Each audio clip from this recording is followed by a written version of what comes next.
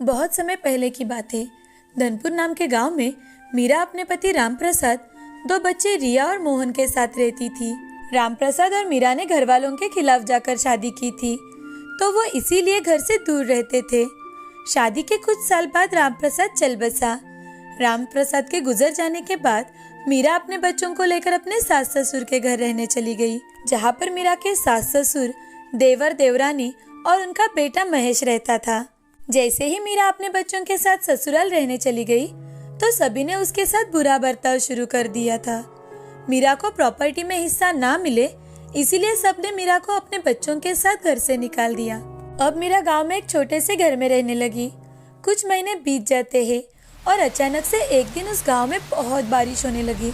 बारिश ज्यादा होने के कारण गांव में बाढ़ आ गई। पूरा गांव पानी में डूब रहा था। सब लोग घर छोड़कर जान बचाकर भागने लगे। जिनके घर बड़े थे वो अपने घर के छतों पर जाकर बैठ गए। उस बाढ़ में मीरा की झोपड़ी बह गई।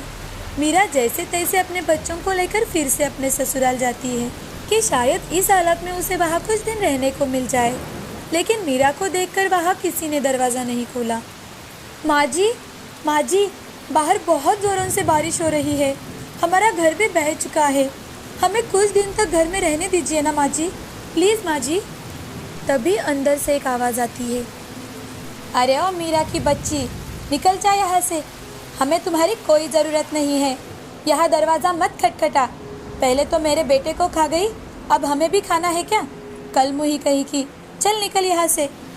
माँ जी प्लीज़ हमें आज रात तक यहाँ रहने दीजिए। हम कल सुबह होते ही यहाँ से निकल जाएंगे।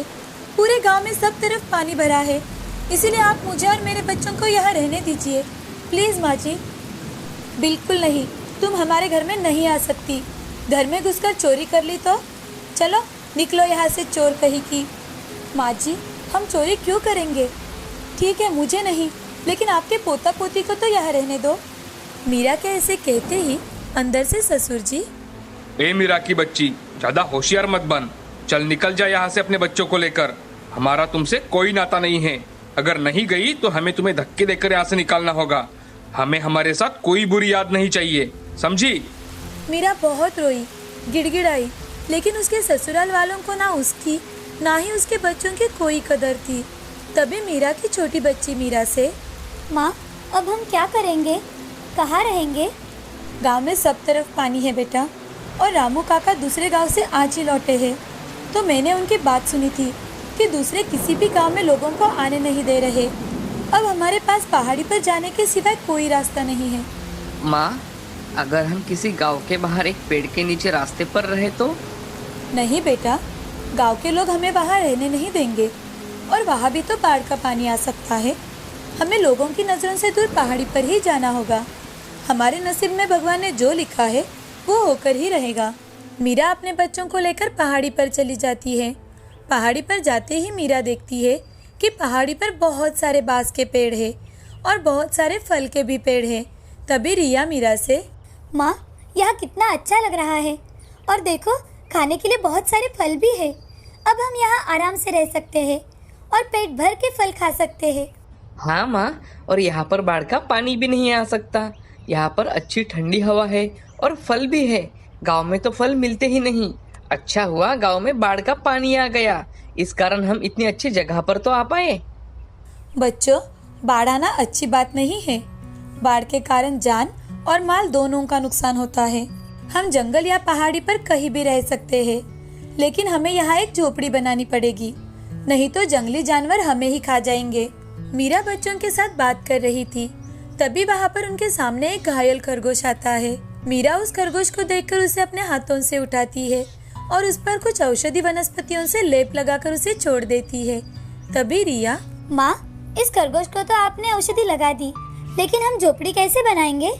हम लकड़ियों की मदद से झोपड़ी बनाएंगे। हाँ माँ, मैं अभी पेड़ के ऊपर चढ़कर लकड़ियाँ तोड़ता हूँ। नहीं मेरे बच्चों, पेड़ में भी तो जान होती है। हम उन्हीं की वजह से तो सांस ले पाते हैं ना, और उन्हीं से तो हमें फल मिलते हैं।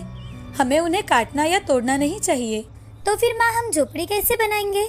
हम सब सूखी लकड़ियाँ इकट्ठा करके लाएंगे और उसी से झोपड़ी बनाएंगे। वहाँ पर देखो कितनी सारी सूखी लकड़ियाँ पड़ी हुई है। मीरा अपने बच्चों के साथ सब सूखी लकड़ियाँ इकट्ठा करना शुरू करती है। बड़ी मेहनत करके वो झोपड़ी के लिए लकड़ियां जमा कर रही थी। तभी मोहन तालाब की तरफ घास लेने के लिए चला जाता है। मोहन, मोहन, बेटा वहाँ पर अकेले मत जाओ, हम पहले झोपड़ी बनाएंगे, फिर घास लेने के लिए जाएंगे। मोहन मीरा की कोई बात नहीं सुनता और तालाब की ओर चला जाता है। तभी मोहन जोर जोर से चिल्लाने लगता है, माँ, माँ। क्या हुआ मोहन? क्या हुआ बेटा, क्यों चिल्ला रहे हो? माँ, मुझे एक जहरीले बिच्छू ने काट लिया है। ये बात सुनकर मीरा और रिया दोनों रोते हुए मोहन की तरफ दौड़ते हैं और तभी मोहन बेहोश हो जाता है। मोहन, मोहन, तुम्हें क्या हुआ है? तुम उठ क्यों नहीं रहे हो? उठ जा मोहन। बेटा, बेटा उठ जा। हे भगवान, मैंने क्या बिगाड़ा है तुम्हारा? पहले मेरे पति को छीन लिया, फिर घर, और अब ये मेरे बेटे को भी मुझसे छीन लोगे? भगवान, मेरा बेटा मुझे लौटा दो, मैं आपसे विनती करती हूँ भगवान। तभी पेड़ों में से एक आवाज आती है, मीरा, मैं जादुई बास हूँ। मैंने तुम्हारी बातें सुनी। तुम पेड़ों के बारे में अपने बच्चों को समझा रही थी। ये बातें सुनकर मुझे बहुत अच्छा लगा। मैं तुम्हारे बेटे को वापस जिंदा कर रहा हूँ। और हाँ, तुम मेरी लकड़ियाँ इस्तेमाल करके एक घर बनाओ जिसमें तुम्हारा परिवार बिना डर के रह सकता है और तुम अन्य लोगों का भी भला कर सकती हो। मैं कोई सपना तो नहीं देख रही? नहीं मीरा, ये कोई सपना नहीं है। मैं अभी तुम्हारे बेटे को ठीक कर दूंगा और जादुई बांस की लकड़ियाँ भी तुम्हारे सामने आ जाएंगी, जिससे तुम अपना आलीशान घर बना सकती हो। और हाँ, जैसा तुम मन में सोचोगी वैसा ही घर बनकर तुम्हारे सामने आ जाएगा। बस तुम सिर्फ अपनी आंखें बंद कर लो। मीरा और रिया अपनी आंखें बंद कर देती है। आंखें बंद करने के बाद जादुई बांस से जैसा मीरा ने अपना घर सोचा था वैसा ही घर बनकर तैयार हो जाता है, जो दिखने में बहुत ही सुंदर था। तभी मोहन जिंदा हो जाता है। उसने अपनी माँ और बहन को आवाज लगाई, माँ, रिया दीदी। मोहन, तुम ठीक हो ना मेरे बच्चे? हाँ माँ, मैं तो ठीक हूँ। मुझे क्या हुआ? मैं तो सिर्फ सोया था, लेकिन तब तक आप दोनों ने मिलकर इतना सुंदर घर बना दिया। घर? कौन सा घर? दोनों मुड़कर पीछे देखते हैं तो वो भी हैरान हो जाते हैं, क्योंकि वहाँ बांस का एक शानदार जादुई घर था, वो भी बिल्कुल जैसा मीरा ने सोचा था। तीनों खुश होकर जल्दी से घर में जाते हैं। घर के अंदर जाने के बाद उन्हें वो घर नहीं, एक बड़ा महल लग रहा था। मोहन और रिया घर देखकर बहुत खुश हो जाते हैं। उन्हें घर बहुत पसंद आता है। अब वो तीनों वहाँ रहने लगे। उन्हें वहाँ किसी भी चीज की कोई कमी नहीं थी। अब उनके सारे दिन मजे से गुजर रहे थे। लेकिन दूसरी ओर बारिश रुकने का नाम ही नहीं ले रही थी। अब मीरा ने देखा कि बारिश इतनी ज्यादा हो रही थी कि लोग घबराकर अब पहाड़ी पर आने लगे थे। मीरा सबकी मदद कर रही थी। एक दिन मीरा की सासू माँ और ससुर को एक रेस्क्यू ऑपरेशन के द्वारा बाढ़ से बाहर निकालकर उन्हें पहाड़ी पर छोड़ दिया गया था। तभी मीरा के ससुर का ध्यान मीरा पर गया। अरे, ये मीरा ने तो यहाँ घर बना लिया है।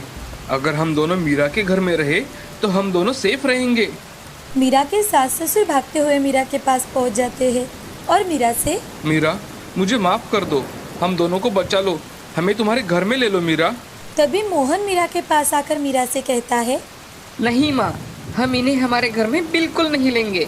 हम इनके सामने कितने रोए गिड़गिड़ाए, लेकिन इनको हम पर बिल्कुल दया नहीं आई, तो अब हम क्यों इन्हें हमारे घर में ले?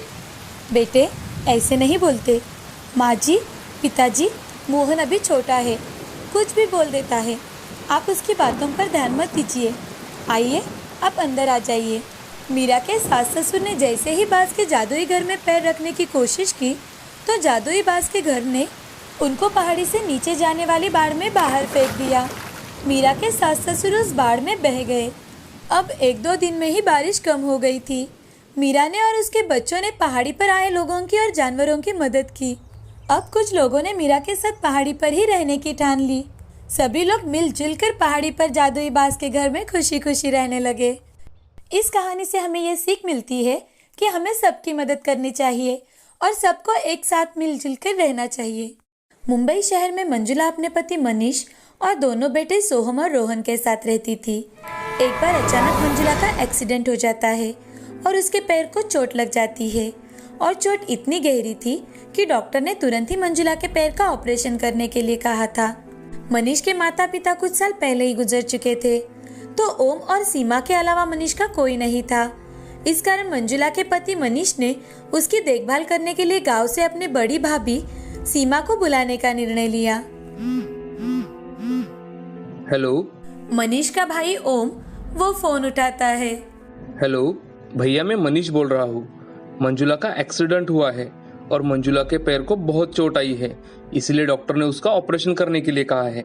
और आप तो जानते हो भैया मेरा काम कितना होता है, तो मैं चाहता हूँ अगर भाभी कुछ दिन मंजुला के पास आए तो मुझे टेंशन नहीं रहेगा। मनीष, अब मंजुला की तबीयत कैसी है? बहुत खराब है भैया। मंजुला के ऑपरेशन की खबर सुनते ही मनीष की भाभी सीमा अकेले ही अपनी देवरानी की देखभाल करने के लिए शहर में आ जाती है। 2-3 दिन बाद ही मंजुला के पैर का ऑपरेशन हो गया। सीमा ने मंजुला का बड़े अच्छे से ख्याल रखा, साथ ही दिल से बच्चों की देखभाल की। सीमा मंजुला के पास जितने दिन रही उतने दिन घर भी बड़ा साफ सुथरा रखा ताकि मंजुला या मनीष को कोई परेशानी ना हो। बच्चों के खाने से लेकर नहाने सुलाने तक सारे काम सीमा करती, जिससे मंजुला को आराम भी खूब मिला। मंजुला अपने माँ के फोन पर बातें करती तो अपनी माँ को सीमा के बारे में सारी बातें बताती। मंजुला, तेरी गवार जेठानी को और काम ही क्या है? अरे वो तो बस अपने देवर के सामने अच्छे बनने का दिखावा कर रही है, इसीलिए तो तुम्हारी बड़ी सेवा कर रही है। माँ, तुम तो जानती हो मैं तो अपने जेठानी को बिल्कुल पसंद नहीं करती, लेकिन मजबूर में उनको यहाँ बुलाना पड़ा। लेकिन माँ, सच में अगर वो ना होती तो पता नहीं मेरा क्या होता। माँ, आपको पता है आजकल मनीष घर आते ही भाभी की इतनी तारीफ करते हैं कि पूछो ही मत। देखा, कह रही थी ना मैं। अब तो समझ जा बेटी, तेरी जेठानी की नजर सिर्फ और सिर्फ मनीष के पैसों पर है, पैसों पर। अपनी माँ की बातें सुन मंजुला के मन में भाभी के खिलाफ जलन होने लगी थी। वो अब मनीष की कान भरने लगी। मनीष बार बार मंजुला को समझाता, मंजुला, तुम जैसा सोचती हो वैसा भाभी कुछ भी नहीं करती। वो तो अपने सारे काम मन लगा कर करती है। और हाँ, भैया भाभी को कोई लालच नहीं है। वो ये सब मेरे पैसे के लिए नहीं कर रहे। आज मैं जो कुछ हूँ उन्हीं के बदौलत हूँ। माँ पिताजी के जाने के बाद भाभी ने मुझे अपने बेटे की तरह पाला है।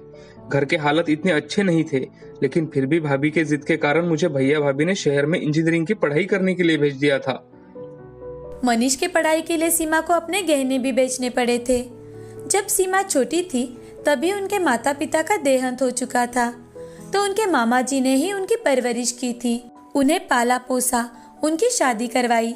शादी में जो गहने उन्हें मिले थे उन्हें बेचकर उन्होंने मेरी पढ़ाई पूरी करवाई। इतना सब कुछ कहने के बाद भी मंजुला के दिल में अपनी जेठानी के लिए कोई प्यार या आदर भाव उत्पन्न नहीं हुआ था। 2 महीने बीत चुके थे। मंजुला अब उठकर सब कुछ करने लगी थी, तो उसका सीमा के साथ बुरा बर्ताव शुरू हो चुका था। लेकिन सीमा मनीष को कुछ नहीं बताती। अब सीमा अपने गांव वापस जाने की तैयारी करती है।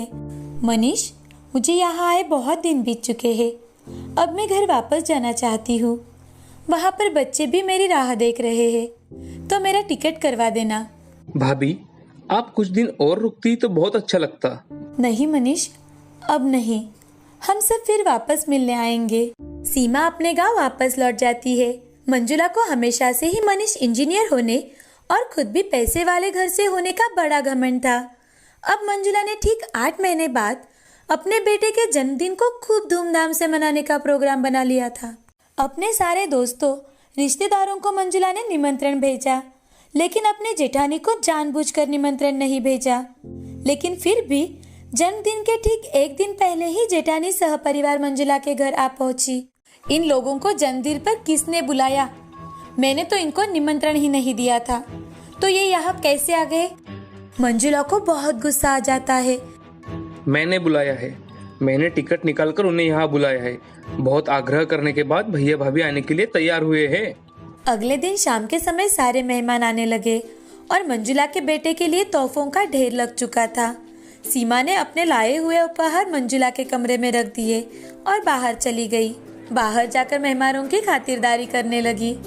मनीष अपने सारे दोस्तों को अपने भैया भाभी से मिलवाता है। मैं जो कुछ भी हूँ वो इसी के बदौलत हूँ, ये भी बताने में नहीं चूकता। तभी मंजुला अपना मेकअप ठीक करने के लिए अपने कमरे में चली जाती है। उसके पीछे उसकी माँ और भाभी भी जाती है। देखूं तो तेरी गवार जेठानी क्या लेकर आई है मेरे लाडले नाती के लिए। होगी एक आध ड्रेस, वो भी 100 रुपए की। मंजुला ने उपहार खोल के देखा तो उसमें एक सोने की चेन, बारीक जरीदार कुर्ता, दूसरे बेटे के लिए शर्ट, साड़ी और मनीष के लिए कपड़े थे। इतना सुंदर कुर्ता और चेन देखकर मंजुला और उसके मायके वाले तो हैरान रह गए। अरे मंजुला, कितना सुंदर काम किया है इन कपड़ों पर। मेरी बुटीक वाली तो 10,000 रुपये लेकर भी ऐसा काम नहीं कर देती। अरे वाह, तेरी गवार जेठानी तो बड़े काम की है। मेरी मान, तू कुछ छोटी छोटी चीजें उससे डिजाइन करा ले। तेरे कहे पे तो घर के वो 2-4 काम भी कर जाएगी। ऐसे ही इमोशनल कर लिया कर उसे। हाँ माँ, मुझे अच्छे से पता है इनको कैसे हैंडल करना है। ऐसे गवार औरतों को सिर्फ और सिर्फ एक ही चीज़ अच्छी लगती है, इनकी तारीफ। एक बार इनकी तारीफ कर दो और उनसे कोई भी काम करवा लो। सीमा मंजुला को बुलाने के लिए उसके कमरे में आ रही थी, तभी उसने उनकी सारी बातें सुन ली। उसे बहुत बुरा लगा, उसकी आंखों में से आंसू आने लगे। तभी सीमा मन ही मन मैं कितने प्यार से और अपनेपन से कुर्ते पर हाथ से कढ़ाई कर रही थी। घर और खेती का काम संभालकर जो बन पाया वो मैंने किया। मंजुला को वो पसंद भी आया, लेकिन मंजुला हमारे बारे में ऐसे भी कभी सोच सकती है, इस पर विश्वास ही नहीं हो रहा है। तभी पीछे से मनीष अपने भाभी को अंदर लेकर आता है। वाह, अरे पढ़े लिखे बुद्धिमान लोग जो मेरे डबल एमकॉम भाभी के प्यार को गवार कह रहे हैं। मंजुला, मैं तुमसे पूछना चाहता हूँ कि ये लोग कहाँ थे जब तुम्हें इनकी सबसे ज्यादा जरूरत थी। तुम्हारा ऑपरेशन हुआ तब तुम्हारी अपनी माँ भी तुमसे मिलने नहीं आई। ये भूल गई कि भाभी ने तुम्हारा कितना अच्छे से ख्याल रखा और हमारे बच्चे तुमसे ज्यादा अपनी बड़ी माँ के पास रहने लगे थे। दामाद जी, आप हमारे बारे में गलत सोच रहे हो। आप तो जानते हो हमारा कितना बड़ा कारोबार है, हमें बिल्कुल भी वक्त नहीं मिलता। उस वक्त भी कुछ ऐसे ही काम में व्यस्त थे, बस इसीलिए नहीं आ पाए। मंजुला, तू चुप क्यों है? समझाना दामाद जी को। मनीष मंजुला की ओर गुस्से से देखता है तो मंजुला की नजरें नीचे झुक जाती है।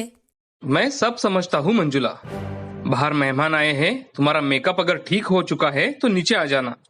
मनीष अपने भाभी को लेकर वहां से चला जाता है। इस वक्त मंजुला खुद को बहुत गलत महसूस कर रही थी। वो खुद से नजरें भी नहीं मिला पा रही थी। जैसे ही मंजुला नीचे पहुंचती है तो होस्ट ने कहा, अब हमारे लिटिल मास्टर अपने मम्मी पापा के साथ केक कटिंग करेंगे। तभी मंजुला ने होस्ट को कहा, मम्मी पापा नहीं, आज बेबी अपने बड़े मम्मी पापा के साथ केक कटिंग करेगा। मंजुला की माँ उसे हाथ पकड़कर रोकने की कोशिश करती है। तभी मंजुला, माँ मेरा हाथ छोड़ दो और अब बस भी करो माँ, मेरी जेठानी गवार नहीं है और आपसे अनुरोध है कि अब आप कभी हमारे घर में दखलंदाजी मत कीजिए। आप अपने काम से काम रखा करो। ऐसा कहकर मंजुला सीमा, ओम और मनीष को अपने साथ लेकर स्टेज पर जाती है। सीमा और ओम को अपने बेटे के साथ केक कट करने की रिक्वेस्ट करती है। तभी सीमा, मंजुला तू मेरी छोटी बहन है और मनीष मेरे बेटे जैसा, तो आज तक जो गलतफहमियां हम सब में थी वो खत्म हो चुकी है। तो चलो अब सब मिलकर केक काटते हैं। प्रोग्राम खत्म होते ही मंजुला अपने जेठ जी और जेठानी जी से माफी मांगती है और उसकी माँ को वहाँ से चले जाने के लिए कहती है। अब सभी खुशी खुशी रहने लगते हैं। इस कहानी से हमें ये सीख मिलती है कि किसी और की बातें सुनने से तो अच्छा है कि हम खुद की मन की बात सुने, अपने मन की आवाज सुने और अपने आंखों और कानों पर विश्वास करें। किसी और की बातें सुनकर अपनी जिंदगी क्यों खराब करें?